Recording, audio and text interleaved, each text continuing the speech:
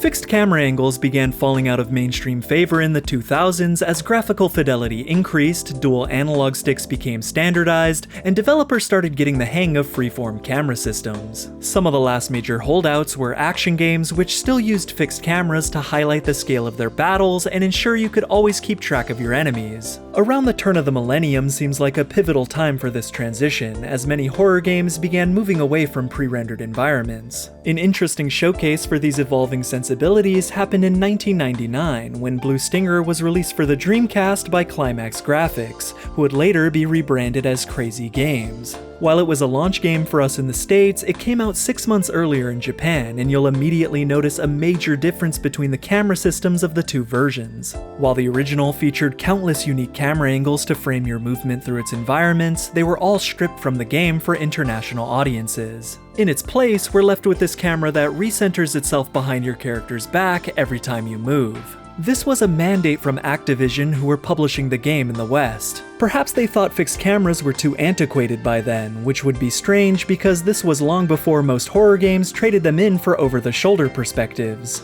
I read through every archived review I could find from magazines and websites of the time to try to find a consensus on the reception of the game's camera. From what I found, most Western outlets praised Activision for their decision to change the camera, but in the same breath, criticized the new camera system as well. With these short yet hyperbolic, instigative 90s style reviews, it's hard to gather much of substance. It's unclear how much time, if any, they really spent with the camera system of either version before penning their reviews. They could just be running with a narrative Activision was promoting, stating that they were improving the camera, so the old one must have been bad. Someone who disagreed with that assessment was Shinya Nishigaki, the founder of Climax Graphics, who came up with the original concept for Blue Stinger and went on to co-write and serve as the game's producer. He wanted the game to have a cinematic action movie feel from its soundtrack to the way the world was viewed. So when the mandate came from Activision to develop a new camera, he begrudgingly complied, referring to it as the Vomit system. Even after complying, the new camera was still cited as a negative in Western reviews, and as far as I can tell, didn't help the game's reception here. Several reviews even suggest waiting for Code Veronica, the next Resident Evil game that didn't come out until the next year, which had 3D environments, but still used fixed cameras. If anything, Blue Stinger's reputation was permanently damaged due to this camera system, which was still seen as cumbersome, yet lacked the significant artistic flair that would have made the game a lot more memorable for players who could handle its original design. Today, not many players actually know this camera system was created for the Western audience, but the original camera has been something I've wanted to experience for a long time now, and after doing a playthrough of the Japanese version, I immediately hopped onto the American release and beat it again. If you didn't know, even the Japanese version is fully voiced in English, alongside the menus. Outside of item descriptions, there wasn't much of an issue going through it. Plus, you could always hop between versions if you need to, since save files are compatible across regions. After I beat the game in Japanese, I swapped discs and used that same completed save file to do a New Game Plus playthrough in the English version. Going through both back to back really highlighted how much the original fixed camera added to the experience. And I want to showcase that in this video with a few significant examples in hopes of giving this divisive oddity a bit more credit. From the very first moment of gameplay, these camera systems create totally different experiences. While the Japanese camera sets the scene and atmosphere with a low angle that highlights the water that surrounds you, as well as the facility's billboards, the English version starts with this extreme zoom into the back of your character's head. Once you move, you'll see how it's supposed to work, following a few steps behind you and adjusting automatically to your character's back with a slight delay as you turn. This lets you see everything head on, while if we jump back to the Japanese version, even this opening area probably has 15 or more different camera angles programmed in to account for every possible place you could choose to walk. I think this style keeps traversal slightly more entertaining, since not only does it let you see even more mundane things from a bit of a novel perspective, but having them switch around dynamically can offer a distraction from the tedium of backtracking. For comparison, look how much flatter it feels to run down a hallway in our version. While this perspective does tend to blow up certain environmental textures, making it all seem a bit less detailed, it does in turn give areas a more intimate feel. I can see it being argued that this is a more immersive point of view since it's closer to what your character is seeing. But for this game, I don't think that outweighs the benefit of being able to take in areas and situations to their fullest like in the Japanese version. A few enemy placements that were originally supposed to be easily visible are now turned into jump scares due to how close the camera is when you enter rooms for the first time. Combat can feel much more up close and personal since the enemies seem larger right in your face, which theoretically can make things more tense. When you defeat one and they explode into coins, it's easier to collect them since the camera is closer to the ground. You can also admire certain models and decorations a lot more, especially because in our version, they also added a first-person view that you can use by holding the left trigger. You can use this to see things you wouldn't be able to in the Japanese version, but you'll also have to rely on it at several points during combat. You see, because the camera is always trying to get behind your character if you're in a small room or pressed against a wall trying to avoid an enemy, the camera's only option is to point directly down at your character's head. There is some auto-aim when you fire your weapon with the right trigger, but in these situations, if you want to see if you're actually hitting anything or if you're locked onto the right enemy, you can hold the left trigger simultaneously to go into first person while shooting. So you'd be holding the left trigger, firing with the right, and adjusting your view with the analog stick as well. It can become a mess to control, while obviously you don't need to do this juggling in the Japanese version. Though that's not to say it's without its own faults. For the most part, it does a good job keeping enemies in your view and presenting battles and environments in visually striking ways. But sometimes it's just doing way too much, which is most notable in tight corridor-type environments where it's really trying to ensure your view is never blocked. You'll be walking forward and it'll just keep quickly cycling through all of these different angles, which can get disorienting. And this is likely what reviewers were talking about when they said they didn't like the original camera. It's the biggest flaw regarding the Japanese version setup. Plenty of these angles are really cool for what they are, and if you're just standing still, you can appreciate them. But placed practically while you're trying to navigate a space, they can become overwhelming at times. It's almost a misnomer to call this a fixed camera when it actively zooms around like it's alive. Compounding that confusion, Blue Stinger is not a game that uses tank controls, and your character's movement is based on the perspective of the camera. That's one benefit of games that use tank controls. If the camera suddenly changes, it doesn't affect how your character handles. In Blue Stinger and many games like it that use fixed cameras without tank controls, when you're moving through an area and the camera changes, it will maintain the orientation of your movement based on the previous perspective, until you release the analog stick, in which case it will reset to being based on your new point of view. This can complicate controlling your character if you don't know how to account for it, such as pausing your movement for a split second to correct yourself. I wanted to say this was something you didn't have to worry about in the Western version until I realized it basically happens every time you turn around. This stems from the fact that the Dreamcast only has one analog stick, so there isn't any dedicated camera control outside of the first-person mode that locks your movement. Like I mentioned before, as you rotate your character, the camera recenters itself behind you with a small delay. So every little movement input is simultaneously a camera input. If you try to move in the opposite direction, the camera will rotate around until you're moving straight ahead again.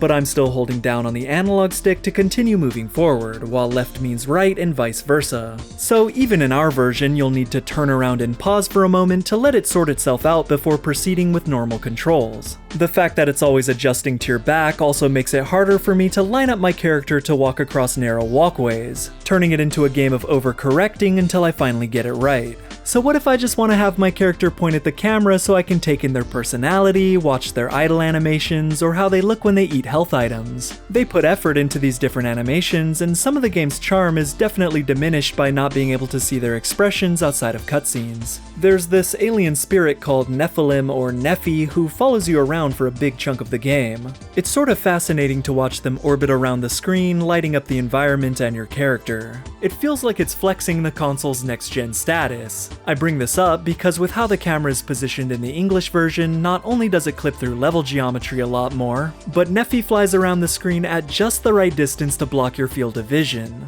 You can obviously admire their movement from a distance much easier with the Japanese version's camera. Neither system ruins the experience for me, but in an attempt to iron things out for the Western release, we lost some really ambitious methods of presenting certain set pieces and environments. Dramatic perspectives that were built around enhancing the scale of the story, and at times were even tied directly into the game's design. This change radiates throughout the whole experience, with the original feeling more polished and intentional. This generally results in the Japanese version being a more enjoyable experience room to room, but I want to highlight the specific instances where the removal of these tailor-made viewpoints leaves a notable void. One of the earliest examples of this is right near the start of the game, where you come up to a locked door. The camera pans up to show you there's an item tucked away on the roof, so of course you want to check it out. Seeing the box nearby, you're going to want to use it to get up there, where you find the key to the door below that has a gun, save point, a map of the area, and a key card needed to continue at a later point. This gets you into the explorative mindset, making sure you know to go out of your way for hidden items to help your progression.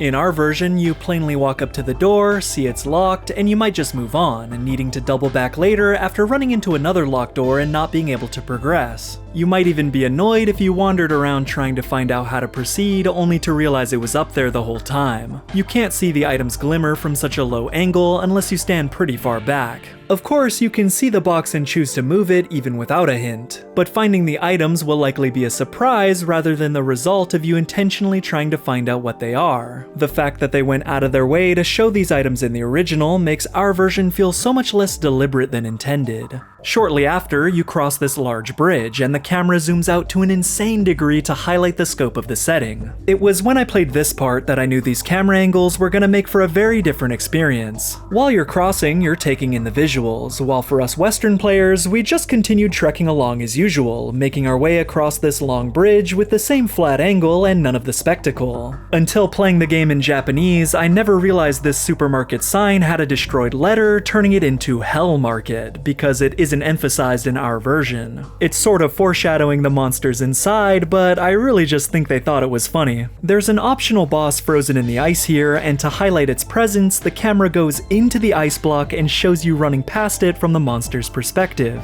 I just thought it was a creative decision, and definitely draws your attention to it a lot more than just walking past it like it was any other object in the environment. I could see you making a case for this next one going a bit too far. You hop over a wall into a bathroom and have to fight an enemy, but the camera switches to a perspective from under the floor. I give them style points for trying this one, but it does make fighting the one enemy in this area a bit harder. As you explore the club nearby, at one point the camera will move away from you and highlight a health upgrade on the table in the corner of the room, which should clue you in and make you grab it. In the English version, you'll still find it if you're combing through every bit of each environment, but I wouldn't be surprised if someone missed out on such a beneficial item. Close by, there's a nice seaside view, and if you visit this area, the camera will strategically zoom out to show a fisherman sitting on a pier across the water. This should make you want to go explore over there, but it's linked to a fishing store that's locked. You might walk past this place not thinking it's relevant at all if they didn't call attention to it, but after investigating for the key, you'll eventually find poison that can be used to open up a major shortcut that's normally full of respawning killer fish.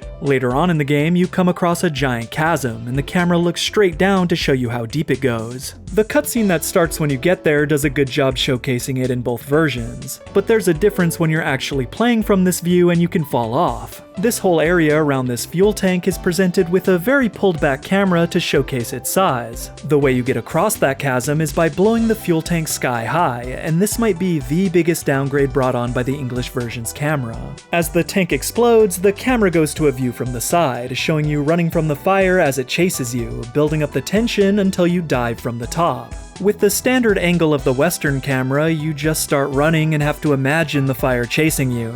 You can hear it coming for you, and I'm sure the fire effects are still back there if you were to turn around. Now, this action sequence is stripped of its suspense, and visually looks exactly like it does if you were just going up the walkway normally. There's a boss fight of sorts against a bunch of bugs messing with the electricity of this facility. In Japanese, you get this cool low angle showing the subject of interest. So when you start blasting them, you can see everything clearly as they fly down to mess you up. In English, you just start shooting into the ether, hoping the lock-on does its job, and then you get swarmed from off-screen. Unless you use the first-person shooting trick I mentioned earlier, you can't even see how many are left to kill, so overall it just feels like a directionless encounter. At one point, even more of the ground begins splitting open, exposing a bunch of pipes that you need to make your way across. It's kind of an obstacle course, and the camera switches to a lot of extreme angles to try to make things easier for you at points and to heighten your stress at others. For example, it'll point straight down on you from above, which makes guiding your character much simpler.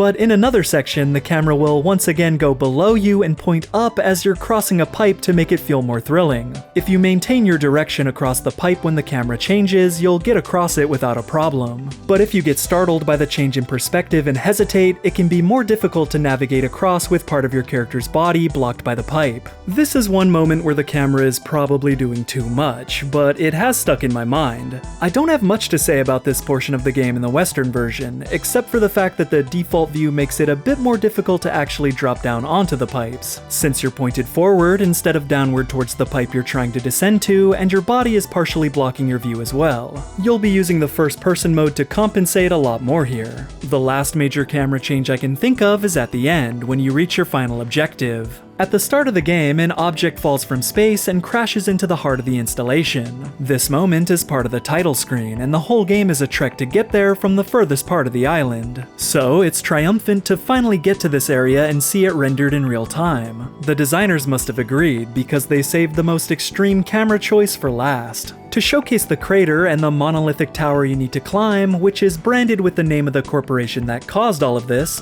the camera zooms out into the stratosphere. This goes so far that it almost becomes unplayable, but I have to respect the audacity to do this just to put this final moment into perspective. It almost looks like my character is disintegrating due to the intensity of this shot. Seeing this on a console must have blown people away back in 1999, and it still surprised me because it's so out of the norm. It's kind of unhinged, but the devs didn't have anyone in their ear telling them they couldn't do it. Once Activision sanitized this section, its presentation became just like any other, lacking that same climactic feeling. But you can go into first person and look up at the tower, which is pretty cool too. Once you get to the top, the Western version kinda cops out and uses the same camera angle from the Japanese version. I guess it was undeniable that this moment wouldn't have been improved with the behind-the-back camera. Funnily enough, the camera used for the final boss, as well as several others from throughout the game, is the same that's present in the Japanese version, where it tracks towards the boss instead of solely on your character. But this is one of the weaker choices from the original, since it has some of the same issues as the default Western camera, where it starts pointing down if you're backed up to a wall. With this boss specifically, it's angled too low to really showcase the scale of this monstrosity properly, but it isn't so bad. The game is totally playable no matter which version you choose, but if you had the choice, why wouldn't you pick the one that follows the creator's original vision with a far more adventurous and memorable presentation style? I think we could have had the best of both worlds if they just kept the fixed camera angles for most of the game, and switched to the over-the-shoulder view when going through specific areas, like hallways where the original angles got too hyperactive.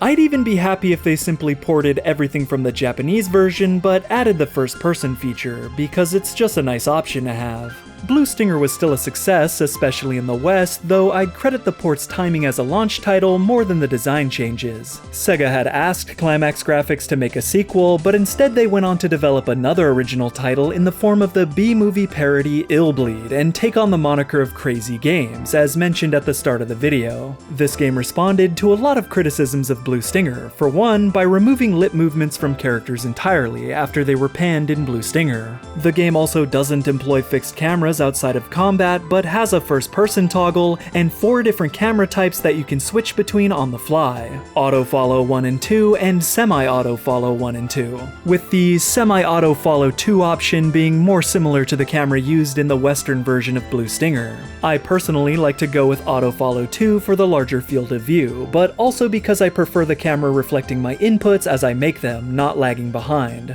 Unfortunately, despite being a great game, the audience just wasn't there at the time, and Illbleed ended up flopping, with Crazy Games closing in 2002. At one point, enhanced ports of Blue Stinger and Illbleed were being worked on for the Xbox, but with the console's poor sales in Japan and Shinya Nishigaki's untimely passing in 2004 when he was only 42 years old, they were scrapped. Illbleed's port was reportedly 90% finished when they pulled the plug on it, but it's unknown how far along the Blue Stinger port was. Apparently, it was set to feature new characters and storylines, but I wonder what their plans were regarding the camera. We might have missed out on what could have been the definitive version with both camera systems, or at least heavily improved camera controls with the second analog stick.